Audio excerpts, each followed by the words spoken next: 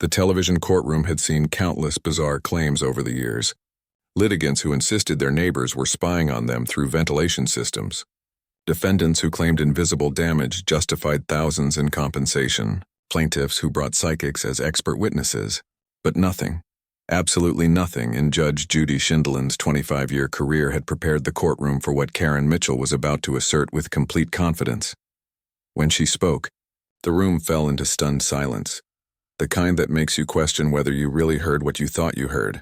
"Your Honor, my 8-month-old baby witnessed the entire incident and can testify. She told me exactly what happened. The cameras captured every second." Judge Judy's pen froze mid-note. The bailiff did a double take. Even the court stenographer paused to make sure her ears were working.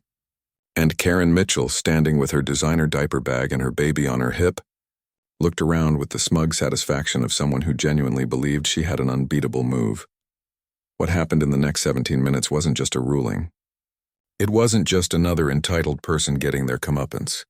What Judge Judy did was medically precise, psychologically devastating, and ultimately necessary, becoming the most controversial and widely shared courtroom moment in daytime television history. Here's why this story is insane and why you need to watch it all. This wasn't about a lying plaintiff trying to scam the system. This wasn't someone making up a ridiculous story for sympathy. What unfolded was darker, more dangerous, and more heartbreaking than anyone realized until Judge Judy revealed the truth that brought Child Protective Services to the building before Karen even reached the parking. But before we dive into Judge Judy's most jaw-dropping case, hit that like button. If you're ready to see entitled delusion meet brutal reality on national television, subscribe and ring that notification bell, because what you'll witness will restore faith in the justice system and make you question everything you thought you knew about maternal instinct versus mental health crisis. Comment with the craziest excuse you've heard someone make in their defense, because nothing will top this. Stick around until the end. The twist 6 minutes into the case will leave you speechless. The case seemed simple on the surface, at least according to the filing paperwork 3 weeks earlier. Karen Mitchell versus Jessica Martinez, a property damage dispute worth $2,500. Karen sued her neighbor for allowing her dog to destroy a designer stroller and, according to her claim, traumatize her infant daughter. Standard small claims court material. A neighbor dispute that likely began with a minor incident and escalated through passive-aggressive hallway encounters and angry notes. The kind of petty case Judge Judy had resolved thousands of times with her mix of common sense and zero tolerance for nonsense, but Judge Judy's experienced eyes noticed something in the paperwork that made her lean back with that knowing look her staff recognized. Something about Karen's statement wasn't just exaggerated. It seemed detached from reality, triggering alarm bells honed through decades of human dysfunction. Karen Mitchell, 38, described herself as a full-time mother and social media influencer. A quick check revealed 73 followers and a feed full of posts about her genius baby, who would make them famous. She lived in a modest apartment complex, where minor disputes become major drama through the building's Facebook group.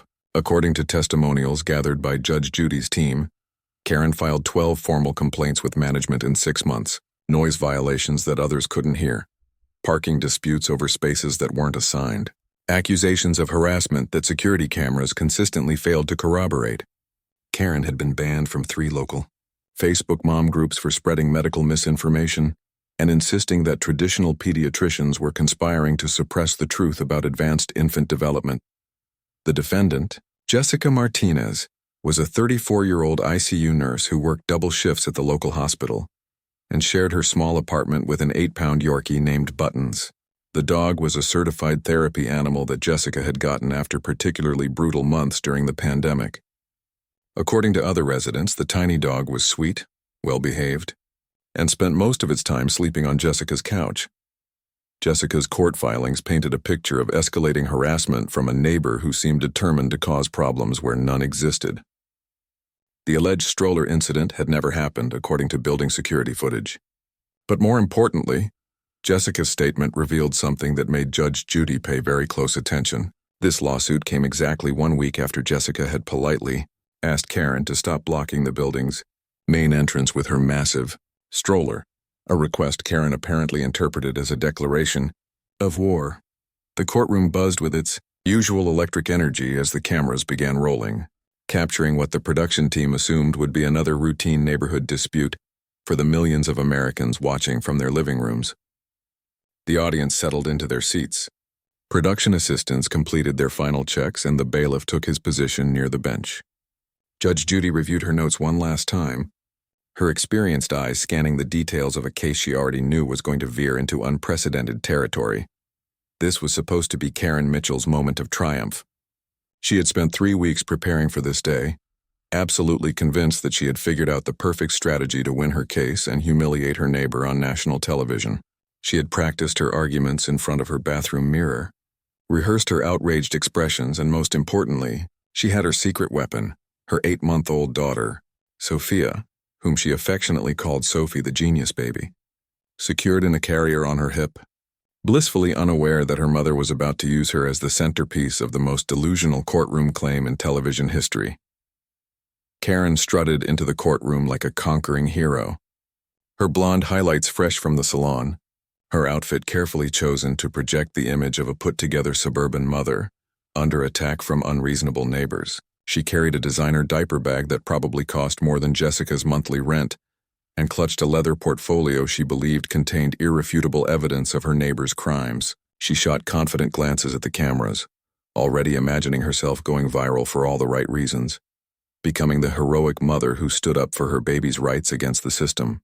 She had told her few remaining friends that she was going to make Judge Judy look foolish, that this case would launch her influencer career, that people would finally recognize what she had known all along. Her baby was special, exceptional, extraordinary, and the world needed to acknowledge it. Judge Judy opened the proceedings with her signature no-nonsense approach, her voice cutting through the courtroom with the precision of a scalpel honed over thousands of cases. Ms. Mitchell, you're suing Ms. Martinez for $2,500, claiming her dog damaged your stroller and traumatized your infant daughter. Tell me exactly what happened. It was a simple, straightforward question, the kind Judge Judy had asked 10,000 times before in cases just like this one. But Karen's response immediately signaled that this case was going to be anything but ordinary. She didn't just answer the question. She launched into a theatrical performance that would have made amateur actors cringe, her voice dripping with the kind of fake sophistication that screamed insecurity, masquerading as superiority.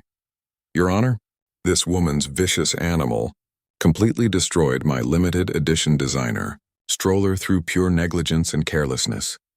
Karen began gesturing, dramatically with her free hand while her baby nodded contentedly on a teething ring, completely oblivious to being used as a prop in her mother's performance. Then came the first red flag that made Judge Judy's eyebrows raise slightly, a subtle warning sign experienced.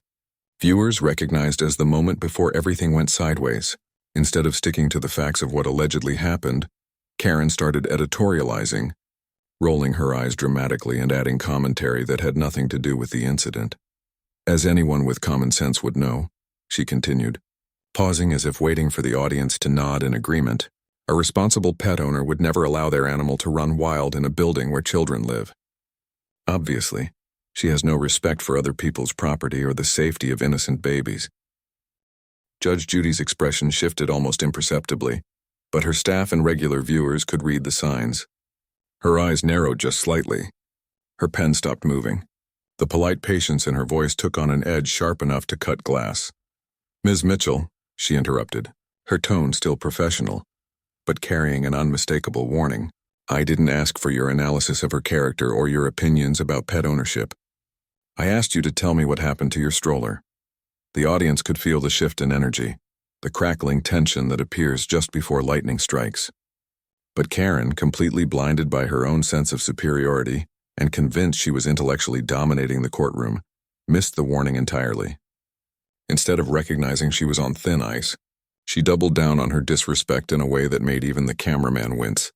She let out an exaggerated sigh, the kind of dismissive sound reserved for incompetent store clerks or customer service representatives who weren't meeting her very reasonable demands. Well, if you'll let me finish my story, Your Honor, she said, her voice dripping with condescension. I was trying to explain the context so you could understand the full situation. Maybe if I could just continue without interruption, this would all make sense. The courtroom went absolutely silent. Even the baby, who had been making happy gurgling sounds, seemed to pause as if sensing that something significant had just happened. In Judge Judy's 25 years of presiding, she had dealt with thousands of difficult litigants. But the audacity of someone sighing at her and then suggesting she was the one preventing clarity was something else entirely. Judge Judy leaned forward in her chair, her famous steely gaze locking onto Karen like a heat-seeking missile. The temperature in the courtroom seemed to drop as she spoke, her voice taking on that dangerously quiet tone that made seasoned attorneys break out in cold sweats and caused cocky defendants to suddenly discover humility. "Excuse me," she said, each word falling like a hammer on an anvil. "Did you just sigh at me in my courtroom? Did you just suggest that I'm the one preventing this case from proceeding clearly?" The question hung in the air like a sword suspended by a thread, ready to cut through whatever remained of Karen's misplaced confidence. Incredibly, astonishingly, Karen seemed to think this was still going according to her plan. She had no idea she had just lit the fuse on a legal bomb about to explode in her face. Karen actually smirked. Not a small smile, but a full condescending smirk that screamed her belief she was dealing with someone who didn't understand her superior intellect. She shifted the baby on her hip, using the movement to turn slightly toward the audience, as if sharing an inside joke about how unreasonable this television judge was being. "Your Honor," she said, her tone suggesting she was patiently explaining something to a child who wasn't keeping up. "I understand that you deal with simple cases all day, but this situation requires understanding the broader context of neighborhood safety and the special needs of advanced children. My daughter isn't just any baby.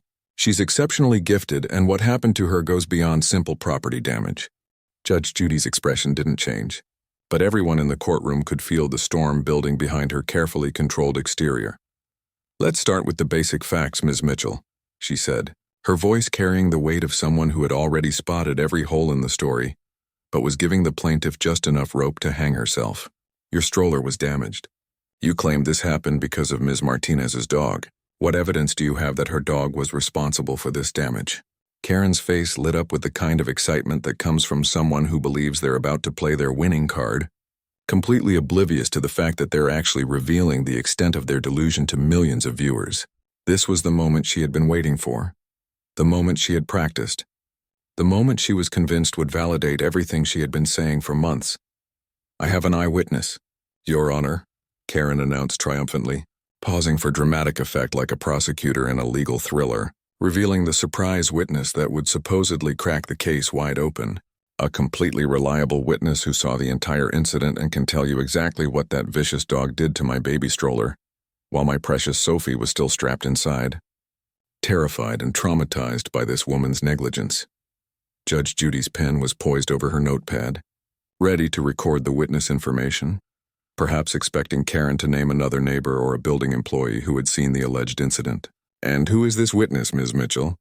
Judge Judy asked, her voice still professional, still giving Karen every opportunity to walk back from whatever cliff she was approaching. "Where can we find this person to corroborate your version of events?" Karen's smile grew even wider, and she actually lifted her baby slightly higher as if presenting evidence to the court, her voice filled with absolute certainty and zero self-awareness about how insane her next words were going to sound. "My witness is right here, Your Honor," she declared, gesturing to the 8-month-old infant drooling contentedly on her shoulder, completely oblivious to the fact that she was being volunteered as a courtroom witness. "My daughter Sophie saw everything. She was in the stroller when it happened. She experienced the whole traumatic event. And she told me exactly what happened. She told me that the dog attacked her stroller, that she was terrified, that she's been having nightmares about it ever since. My baby doesn't lie, Your Honor. Children are pure truth-tellers, and she witnessed this crime." The courtroom erupted into chaos, confused murmuring, shocked gasps, and a few nervous laughs from audience members who genuinely couldn't tell if this was some kind of elaborate joke. The bailiff's mouth literally fell open. The stenographer stopped typing and looked up to make sure she had heard correctly before committing those words to the official record. Jessica Martinez, standing at the defendant's table, put her hand over her mouth in disbelief, her eyes wide with a mixture of shock and concern. Even the baby, seemingly sensing the change in atmosphere, stopped chewing on her teething ring and looked around with the blank, innocent expression of an infant who had no idea she had just been dragged into the most bizarre courtroom claim in television history. But the most telling reaction came from Judge Judy herself, who slowly, deliberately set down her pen and folded her hands on the bench in front of her, staring at Karen with an expression that combined disbelief, concern, and the dawning realization that this case had just transformed from a simple property dispute into something far more serious and potentially dangerous. "Ms. Mitchell," Judge Judy said slowly, her voice carrying a note of carefully controlled concern rarely heard in 25 years of broadcasts. "Your daughter is 8 months old. Is that correct?" The question seemed simple enough, a basic clarification of facts any reasonable person would answer with a straightforward yes. But Karen, still riding high on her belief that she had just presented unassailable evidence, heard the question as an opportunity to further establish her daughter's exceptional nature and her own superior understanding of child development. "Yes, Your Honor, but you need to understand that Sophie isn't your average 8-month-old, Karen replied, her voice taking on the lecturing tone of someone who believed they were educating an ignorant audience.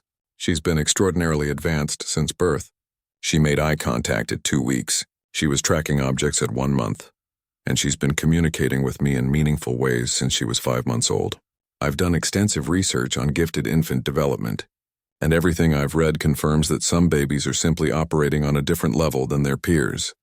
Judge Judy's expression remained neutral, but her next question came with surgical precision, designed to expose the absurdity of Karen's claim, while giving her every opportunity to recognize her own delusion. "Ms. Mitchell, how many actual words can your daughter speak? Actual recognizable words that any person listening could identify as language?" Karen's confident expression flickered for just a moment before she doubled down on her fantasy, her free hand gesturing emphatically while her baby continued to drool and babble completely normal infant sounds.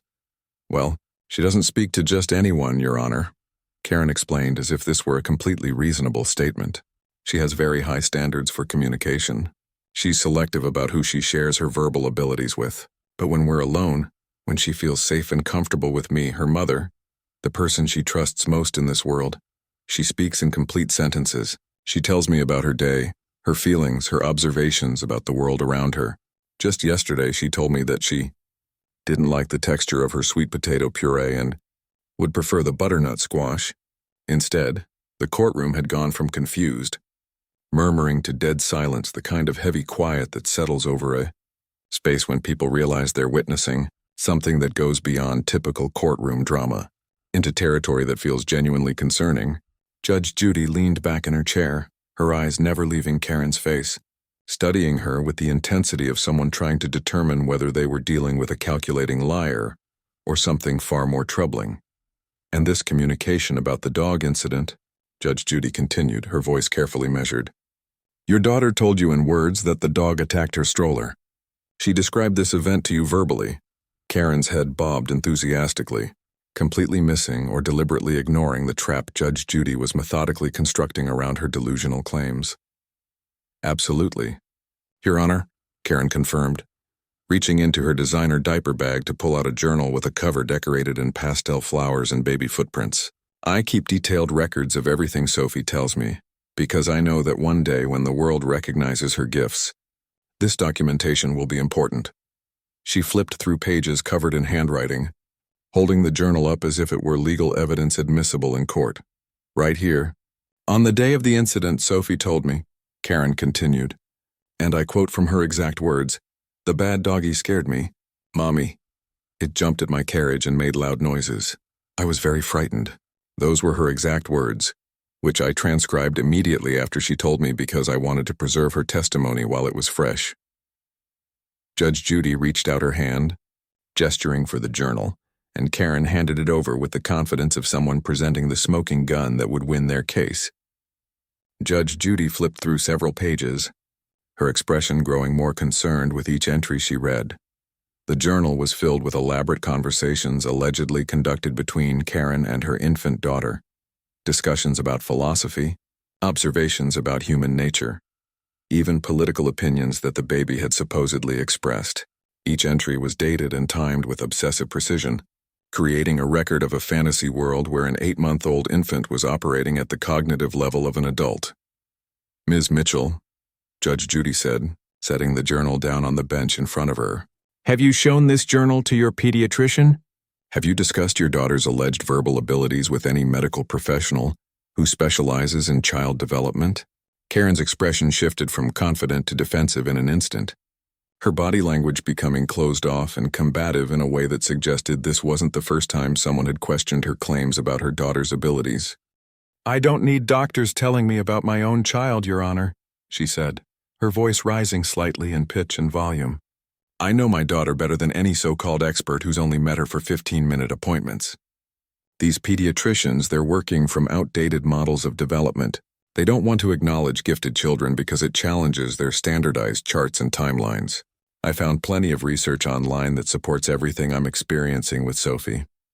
There are forums full of mothers who have advanced babies just like mine, and we all recognize that the medical establishment refuses to acknowledge what we know to be true." Judge Judy's eyes narrowed, and everyone in that courtroom who had watched her show for years recognized the expression that appeared on her face.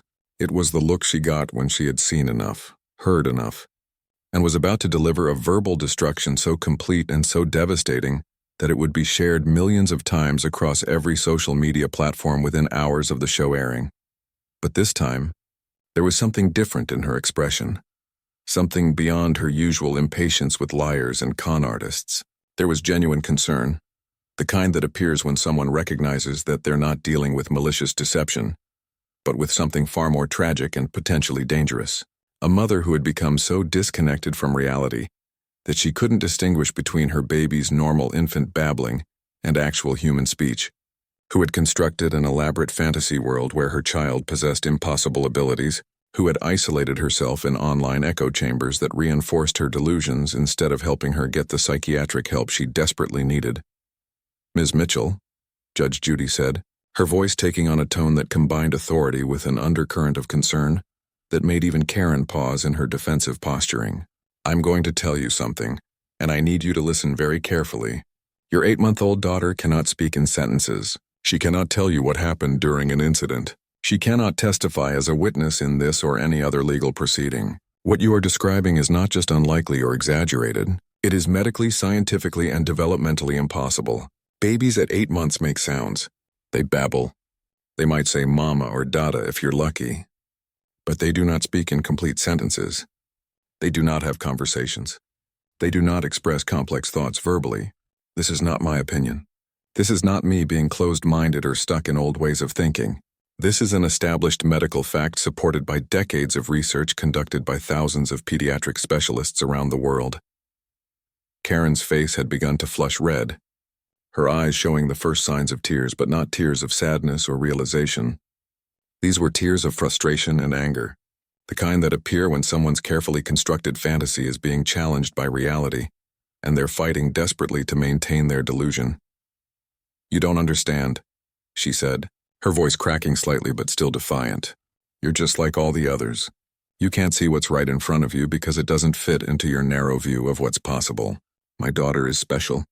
She's gifted, and just because you've never encountered a child like her doesn't mean she doesn't exist. Maybe if you'd kept up with current child development research instead of just judging people on television for the past 20 years, you'd understand that everything is changing, that children today are more advanced than previous generations." Judge Judy rose slightly from her chair, a movement so deliberate and commanding that it instantly silenced every whisper in the courtroom. The expression on her face had transformed from judicial authority into something far more serious.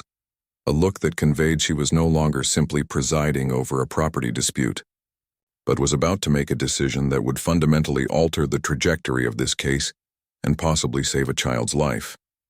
"Ms. Mitchell," she began, her voice dropping to that dangerously quiet tone that had made courtroom veterans hold their breath for decades.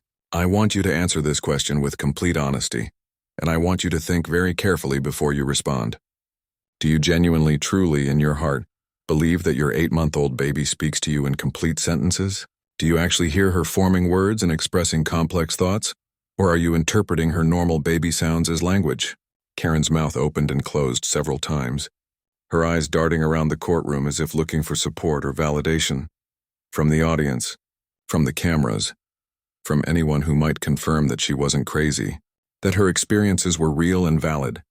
When she finally spoke, Her voice had lost some of its earlier confidence but retained a desperate edge that made her answer even more concerning than Judge Judy had anticipated. "Yes," she whispered, then stronger. "Yes, I do believe it. I know what I hear. I know what my daughter tells me. Why won't anyone believe me? Why is everyone trying to make me feel like I'm losing my mind? I'm her mother. I know her better than anyone else possibly could. She trusts me with her words, with her thoughts, with her fears.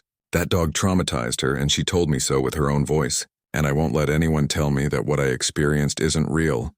The courtroom had moved beyond uncomfortable silence into something approaching collective concern. Even audience members who had come expecting entertainment were now leaning forward with worried expressions, recognizing that they were witnessing something that transcended typical daytime television drama. This wasn't a case about a damaged stroller anymore. This was a mental health crisis unfolding in real time on national television. And Judge Judy's next words would determine whether this mother got the help she needed or continued down a dangerous path of escalating delusion. Judge Judy took a deep breath, and when she spoke again, her voice carried a weight of responsibility that went far beyond her usual courtroom rulings. "Ms. Mitchell, I'm going to do something I've only done 3 times in my entire career, both as a family court judge in Manhattan and during my years on television.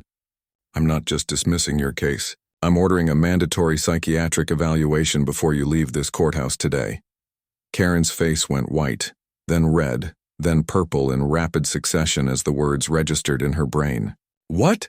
she nearly shrieked, her grip tightening on her baby, who finally started to fuss at the sudden change in her mother's energy. "You can't do that. You have no right. This is discrimination. This is illegal. I came here for justice, and you're treating me like I'm insane." Judge Judy's expression didn't change, her voice remaining calm and authoritative as she continued with the most controversial decision of her broadcasting career. "Yes, I can do that, and I am doing it right now," Judge Judy stated firmly, gesturing to the bailiff who had already moved closer to Karen's position. "And furthermore, I am notifying Child Protective Services to conduct a welfare check on your daughter within the next 24 hours. A social worker is waiting outside this courtroom right now, Ms. Mitchell, because I made arrangements before this hearing even began. The moment I read your case file, the moment I saw your written claims about your infant daughter providing eyewitness testimony, I knew we were dealing with something far more serious than a property dispute." The collective gasp from the audience was audible, even over Karen's rising protests. Jessica Martinez, standing at the defendant's table, had her hand over her mouth, her eyes wide with shock at how dramatically this case had escalated beyond anything she could have imagined when she filed her response to the lawsuit. Karen was fully crying now, but these weren't the tears of someone experiencing a moment of clarity or remorseful recognition. These were the desperate tears of someone whose constructed reality was being forcibly dismantled by an authority figure who refused to validate her delusions. "Please," she sobbed, clutching her baby tighter as the infant began to cry in response to her mother's distress. "Please don't do this. She's all I have. You can't take my baby away from me. I'm a good mother. I take care of her. I love her more than anything in this world. You have no right to interfere with my family. This is about a stroller. This is about a neighbor's dangerous dog. Why are you making this about my mental health? There's nothing wrong with me. There's nothing wrong with how I parent my daughter." Judge Judy's voice softened slightly, but her resolve remained absolute. "Ms. Mitchell, a mother who genuinely cannot distinguish between infant babbling and human speech, is a mother who may not be able to accurately assess her child's actual needs. A mother who has created an elaborate fantasy about her baby's abilities and has isolated herself in online communities that reinforce those delusions instead of encouraging. Professional help is a mother who needs intervention. This isn't about punishing you. This isn't about humiliating you on television. This is about making sure that the baby in your arms is safe, properly cared for, and that you get the help you clearly need. The journal you showed me isn't evidence of your daughter's gifts. It's evidence that you're experiencing a serious disconnect from reality, and that disconnect could put your child at risk." The bailiff had reached Karen's side, speaking to her in low, gentle tones, trying to de-escalate her rising panic while ensuring she understood that compliance wasn't optional. A woman in professional attire entered from the side door, introducing herself as Dr. Patricia Chen, a clinical psychologist who specialized in postpartum mental health issues. Her presence had been arranged by Judge Judy's team after their preliminary review of the case file had raised red flags that went far beyond typical litigant exaggeration.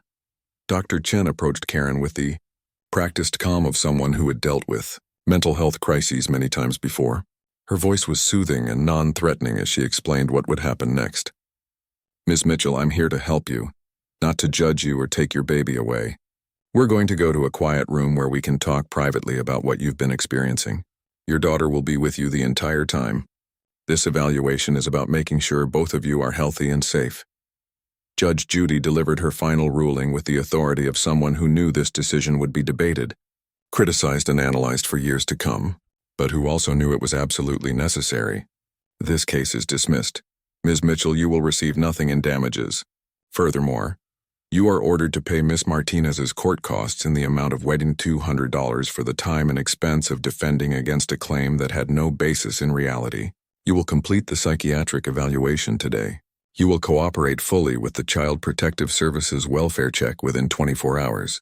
If you refuse any of these conditions, you will be held in contempt of court and your daughter will be placed in emergency protective custody with a family member until your fitness as a parent can be properly assessed.